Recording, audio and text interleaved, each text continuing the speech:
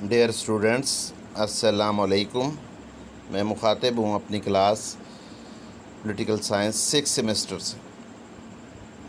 جیسا کہ آپ کو معلوم ہے کہ ہم جو ہے وہ اپنے نئے سبجیکٹ کا جو ہے وہ آغاز کر چکے ہیں، جس کا نام ہے dynamics of politics in Pakistan.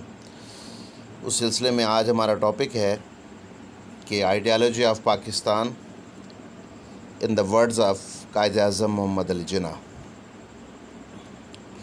تاریخ میں بہت سے ایسے افراد ملتے ہیں جنہوں نے اپنے افعال کے ذریعے جو ہے وہ تاریخ کا دھارا موڑنے کی کوشش کی ہے۔ تو ان میں سے جو نامی جو ہے وہ پاکستان کی تاریخ میں ہمیں نظر آتے ہیں، ان میں جو ہے وہ قائد اعظم کا نام جو ہے وہ سب سے نمایاں ہے۔ تو اس ٹاپک میں جو ہے وہ بنیادی طور پر ہم یہ معلوم کرنے کی کوشش کرتے ہیں کہ قائد اعظم کے نظریہ پاکستان کے بارے میں جو ہے وہ خیالات کیا تھے۔ وہ مختلف ادوار میں مختلف مواقع پر جو ہے وہ نظریہ پاکستان کے بارے میں جو ہے وہ اپنے خیالات کا اظہار جو ہے وہ کن الفاظ میں جو ہے وہ کرتے تھے۔ تو بجائے یہ کہ ہم جو ہے وہ اس کو پیراگراف کی صورت میں جو ہے وہ آپ کے سامنے پیش کرنے کی کوشش کریں، تو میں جو ہے وہ عام طور پر جو ہے وہ اسٹوڈنٹس کے سامنے جو ہے وہ اس کو مختلف ہیڈنگز کی صورت میں جو ہے وہ پیش کرتا ہوں، تاکہ قائد اعظم کے افکار کو نظریہ پاکستان کے بارے میں جو وہ رکھتے تھے بہتر طور پر جو ہے وہ سمجھا جا سکے۔ قائد اعظم محمد علی جناح نے مختلف مواقع پر تقاریر کرتے ہوئے نظریہ پاکستان کی تشریح ایسے شائستہ اور بے باکانہ الفاظ میں کی جس سے مسلمانوں کے جوش و ولولے میں اضافہ ہوا۔ نہ صرف جوش و ولولے میں اضافہ ہوا بلکہ اس میں تیزی آ گئی اور دشمن مروب ہوئے بغیر نہ رہ سکا۔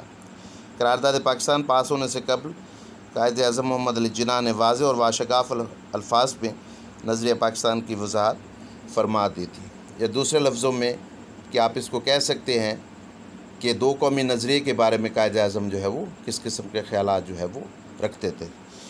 23 مارچ 1940 کو جب قرارداد پاکستان منظور یا پاس کی جا رہی تھی، آپ نے ان الفاظ میں فرمایا، اسلام اور ہندو دھرم محض مذاہب نہیں ہیں بلکہ در حقیقت دو مختلف معاشرتی نظام ہیں۔ چنانچہ اس خواہش کو خواب و خیال ہی کہنا چاہیے کہ ہندو اور مسلمان مل کر ایک مشترکہ قومیت کی تخلیق کر سکیں گے۔ میں واشگاف الفاظ میں کہتا ہوں کہ دو مختلف تہذیبوں سے واسطہ رکھتے ہیں، اور ان تہذیبوں کی بنیاد ایسے تصورات اور حقائق پر رکھی گئی ہے جو ایک دوسرے کی ضد ہے بلکہ اکثر متصادم ہوتے رہتے ہیں۔ انسانی زندگی کے متعلق ہندوؤں اور مسلمانوں کے خیالات اور تصورات ایک دوسرے سے مختلف ہیں۔ ایسی دو قوموں کو ایک نظام میں باندھنے کا نتیجہ تباہی کی صورت میں نکلے گا۔ لفظ قوم کی ہر تعریف کی روح سے مسلمان ایک قوم ہے، لہٰذا ان کے لیے ایک الگ وطن چاہیے جہاں وہ اپنے عقائد کے مطابق معاشی، معاشرتی اور سیاسی زندگی گزار سکے۔ اس سے ظاہر ہوتا ہے کہ ہمارے قائد نے پرزور الفاظ میں واضح کیا کہ مسلمان بر عظیم میں ایک اقلیت نہیں بلکہ ایک الگ قوم ہے، جس کے لیے ایک الگ وطن ہونا ازحد ضروری ہے، اور جسے حاصل کرنے کے لیے انہوں نے وہ سب کچھ کر دکھایا جس سے پاکستان کا حصول ممکن ہوا۔ حاکمیت کے تصور سے متعلق قائد اعظم کیا کہتے تھے کہ پاکستان میں، آئندہ بننے والے پاکستان میں حاکمیت کس کو حاصل ہوگی؟ قائد اعظم محمد علی جناح نے اپنے ارشادات میں ہر جگہ قرآن و سنت کو اولیت دی اور واضح کیا کہ حاکمیت صرف اللہ تعالیٰ کا حق ہے۔ آپ نے فرمایا کہ اسلامی حکومت کے تصور کا یہ امتیاز ہمارے سامنے رہنا چاہیے کہ اطاعت اور فاقہ کشی کا اصل مرکز صرف اللہ تعالیٰ کی ذات ہے، اس کا عملی ذریعہ قرآن مجید کے احکامات اور اصول ہیں۔ اس سے ظاہر ہوتا ہے کہ ہمارے قائد نے اس مملکت میں صرف اللہ تعالیٰ کی حاکمیت کے تصور کو اجاگر کیا، کسی پارلیمانی صدارتی یا کسی اور نظام کا تذکرہ نہیں کیا۔ اسلام کے اصولوں کی پاسداری سے متعلق آپ نے فرمایا، پشاور میں تقریر کرتے ہوئے، کہ ہم نے پاکستان کا مطالبہ محض ایک زمین کا ٹکڑا حاصل کرنے کے لیے نہیں کیا تھا بلکہ ایک ایسی تجربہ گاہ حاصل کرنا چاہتے تھے جہاں ہم اسلام کے اصولوں کو آزما سکیں۔ اس جگہ آپ نے اسلامی اصولوں پر کاربند ہو کر زندگی گزارنے کا تصور پیش کیا۔ قرآن کی اہمیت کو واضح کرتے ہوئے آپ نے مسلم لیگ کے اجلاس منعقدہ کراچی 1943 میں فرمایا، وہ کون سا رشتہ ہے جس سے منسلک ہونے سے تمام مسلمان جسد واحد کی طرح ہیں؟ وہ کون سی چٹان ہے جس پر ان کی ملت کی عمارت استوار کر دی گئی ہے؟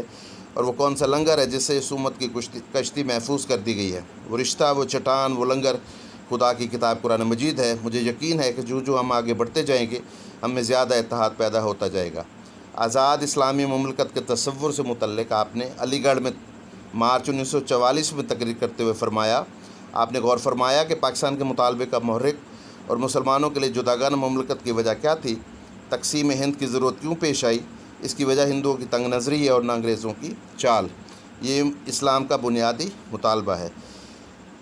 آزادانہ بود و باش سے متعلق یا اس کے تصور سے متعلق حکومت پاکستان کے افسران سے 1947 میں خطاب کے دوران آپ نے فرمایا، ہمارا نصب العین یہ تھا کہ ہم ایک ایسی مملکت کی تخلیق کریں جہاں ہم آزاد انسانوں کی طرح رہ سکیں، جو ہماری تہذیب و تمدن کی روشنی میں پھلے پھولے ہو، اور جہاں معاشرتی انصاف کے اسلامی تصور کو پوری طرح پنپنے کا موقع ملے۔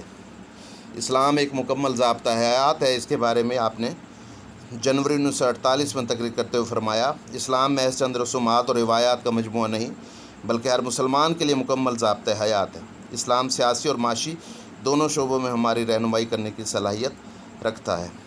مسلمانوں اور اسلام کی بقا کے تصور سے متعلق آپ نے کہا کہ اگر آپ چاہتے ہیں کہ اس ملک میں اسلام کا نام و نشان نہ مٹ جائے تو اس کے لیے پاکستان نہ صرف یہ کہ ایک عملی نصب العین ہے بلکہ یہی صرف اور صرف واحد نصب العین ہے۔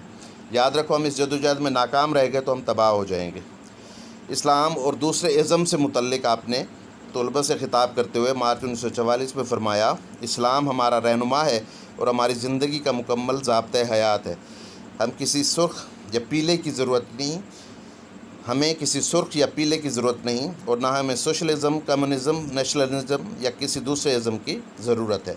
ایک قومیت کے تصور سے متعلق آپ نے فرمایا 21 مارچ 1948 کو ڈھاکہ میں، میں چاہتا ہوں کہ آپ بنگالی، سندھی، بلوچی اور پٹھان وغیرہ کے اصطلاحوں میں بات نہ کیا کریں کہ آپ وہ سبق بھول گئے جو 1300 سال پہلے آپ کو سکھایا گیا تھا۔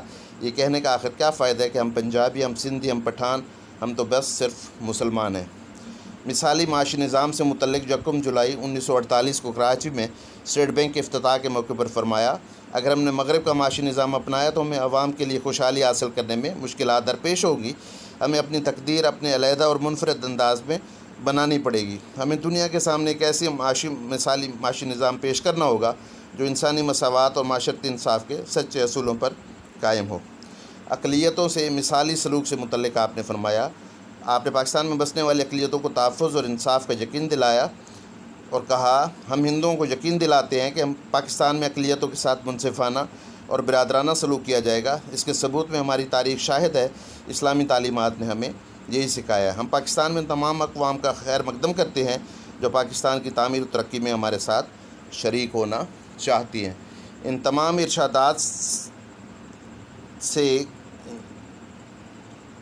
ارشادات کا جائزہ لینے کے بعد یہ بات واضح ہوتی ہے کہ قائد اعظم کی نگاہ میں اسلام اور پاکستان ایک گاڑی کے دو پہیوں کی مانند ہے، اور پاکستان کا مطالبہ بھی اسلامی مملکت میں اسلامی تعلیمات کے مطابق زندگی گزارنے کے لیے کیا گیا تھا۔